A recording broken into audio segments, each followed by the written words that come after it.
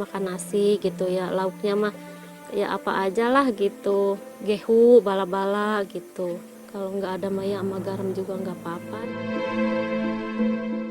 Namun semangatnya takkan pernah pudar, hingga Tuhan kan berikan jalan.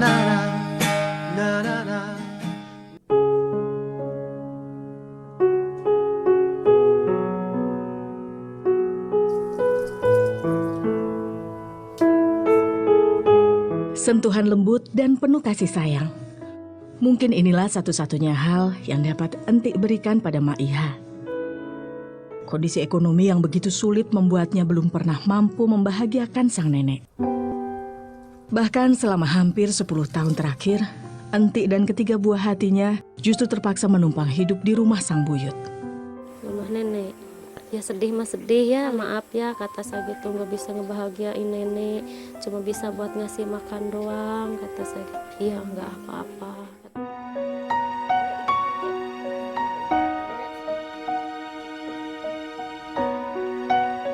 Tidak hanya dirinya, Entik juga melatih ketiga anaknya untuk ikut membantu merawat sang buyut. Setiap pagi keluarga ini saling bahu-membahu mengurus Mak Iha sebelum meninggalkannya beraktivitas. Ya paling pagi-pagi ya mandiin, ngasih makan gitu.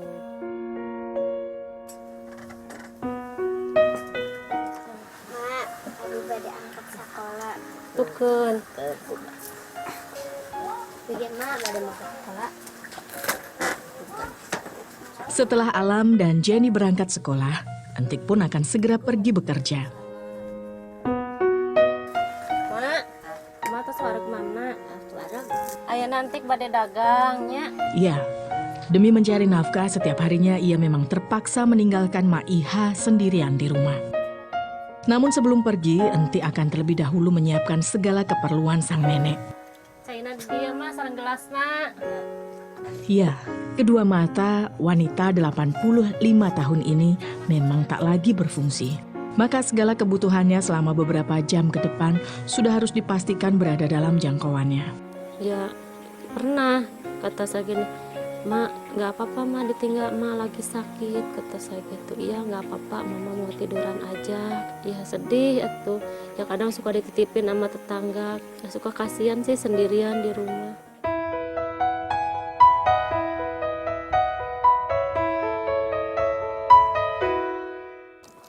Assalamualaikum. Mak, untuk bantuannya. Rumah industri pembuatan pindang ikan milik Mak Ipah tetangganya inilah setiap harinya Entik mencoba mengais rezeki. Jenis ikan yang digunakan di sini adalah ikan tawar jenis nila atau yang biasa disebut orang sekitar ikan nilam. Mula-mula ikan berukuran 100 hingga 150 gram ini dikeluarkan isi perutnya. Telur ikan juga dipisahkan untuk nantinya dibuat menjadi pepes. Entik merasa sangat beruntung sang juragan mau mempekerjakannya. Dari sinilah ia memperoleh pemasukan untuk menopang hidup keluarganya sehari-hari. Wanita yang hanya sempat mengenyam bangku sekolah dasar ini memang tidak punya keahlian lain yang dapat ia jual. Abi karunya janten pamegetan teh jarang uih gitu, lumayan salit-aliteun gitu kanggo jajan budak.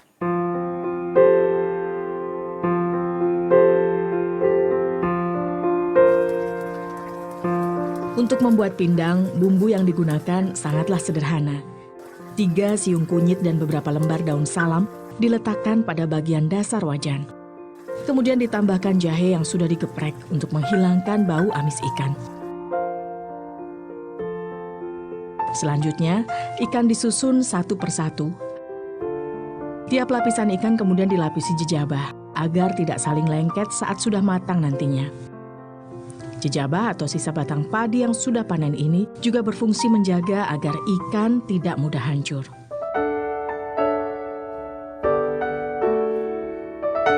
Dalam sehari, rumah industri ini memproduksi 10 hingga 15 kg pindang nilam. Hasilnya biasa dijual sendiri oleh sang juragan di pasar tradisional setempat. Setelah ditaburi garam kasar sebagai perasa, ikan kemudian dimasak selama sekitar 4 jam. Selama itu pula lah, Sofi menemani sang ibu. Entik bersyukur saat dirinya harus bekerja seperti ini, putri bungsunya itu tak pernah rewel. Saat wajan mulai mengering, air pun ditambahkan sesekali agar ikan tidak gosong. Proses inilah yang disebut pemindangan. Tujuannya agar duri ikan menjadi lunak dan langsung dapat dimakan. Proses terakhir adalah menyiram ikan dengan air gula aren, lalu didiamkan selama beberapa saat sebelum diangkat. Dengan begitu, hidangan khas Tasikmalaya ini nantinya akan terasa gurih bercampur manis.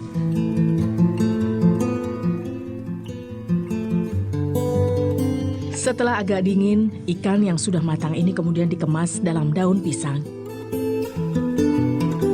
Karena proses pemasakannya yang cukup lama, ikan pindang akan tetap awet selama 2 hingga 3 hari ke depan. Di tempat ini, Entik tidak mendapatkan upah. Tapi ia diizinkan sang juragan untuk mengambil 10 hingga 15 bungkus pindang untuk ia jual sendiri tanpa modal. Aya anu 3.000, aya anu 2.000 gitu. Upami ti mana ti dieuna 4.000, kunyintik diical 5.000 atanapi 4,5 gitu.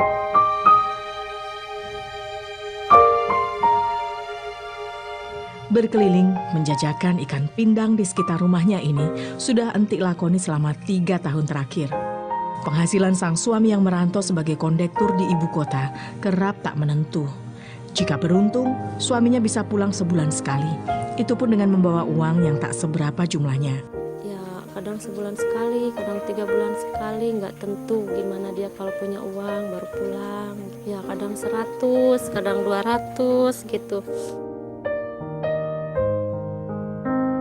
Jumlah itu tentu sangat tak mencukupi untuk menghidupi 5 anggota keluarganya. Bahkan dengan ia ikut mencari nafkah seperti ini saja, Entik masih kerap kali kewalahan untuk menutupi biaya makan sehari-hari. Ya kalau makannya ya makan nasi gitu ya, lauknya mah ya apa aja lah gitu, gehu, bala-bala gitu. Kalau nggak ada maya sama garam juga nggak apa-apa.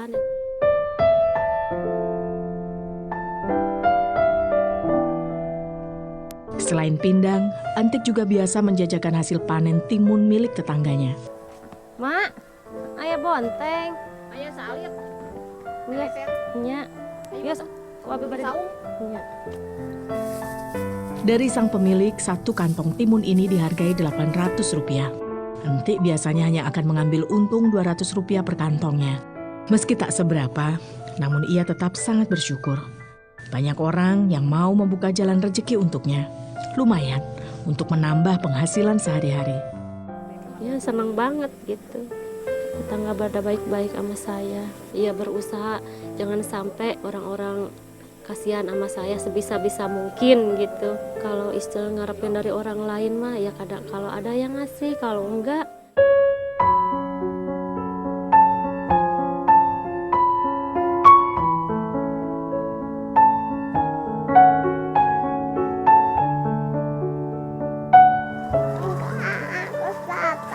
Assalamualaikum.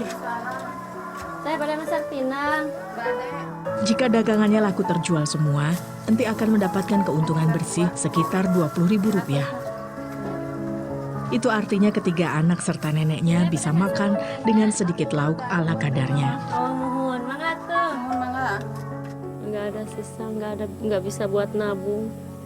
Ya saya mah cukup makan juga alhamdulillah gitu.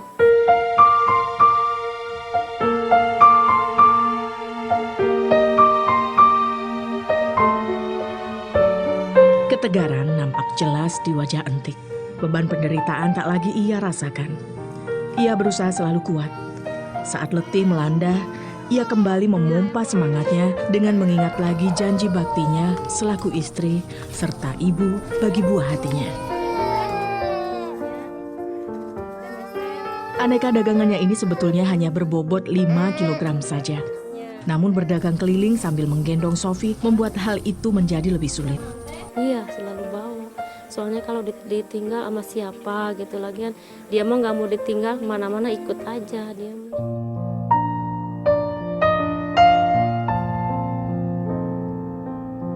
Dalam hati Entik tak putus berdoa agar Tuhan memberikan rezeki lebih pada suaminya. Dengan begitu ia tak perlu lagi berjualan keliling. Ia tak tega jika harus terus membawa Sofi berjualan bersamanya seperti ini. Ya pengennya suaminya ya kerjanya tetap, dapat gajinya tetap gitu ya, supaya bisa ngebiayain anak sama istrinya sama neneknya gitu.